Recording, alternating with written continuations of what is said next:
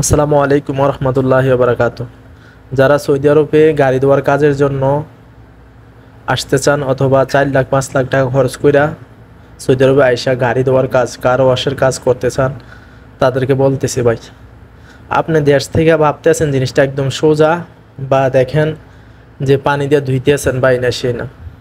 কালকে আমি আমার রুমের এক পাশে এই গাড়ি ধোয়ার একটা গ্যারেজ আছে, ওইখানে যাইলাম, যাইয়া প্রায় অনেকক্ষণ কথা বললাম আমাদের দেশের ভাইদের সাথে। তো ওনারা বললো ভাই জিনিসটা দেখতে যতটা সোজা এতটা সোজা না। আর 4 লাখ 5 লাখ টাকা খরচ করে যদি আপনি আইসা এই গাড়ি দেওয়ার কাজ করেন, ভাই কি বলবো, পরিশ্রম কি বলবো, আপনি তো দেখতে আছেন যে সৌদি আরবে বর্তমানে কি পরিমাণ গাড়ি।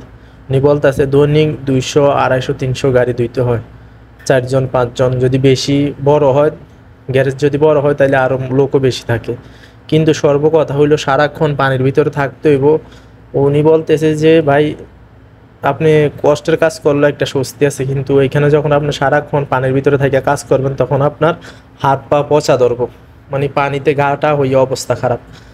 তো এই কারণে বলতেছি যারা আসতে চান ভাইবা চিন্তা আইসেন, বুঝা শুনে আইসেন, কারণ খুবই কষ্টের কাজ, আমি যা দেখলাম বা নিজের স্বচক্ষে দেখলাম। তো এটাই বলার ছিল, সবাই ভালো থাকবেন, আসার সময় সবাই বুঝা শুনে আসবেন। তো আজকের জন্য এখানে বিদায়, আল্লাহ হাফেজ।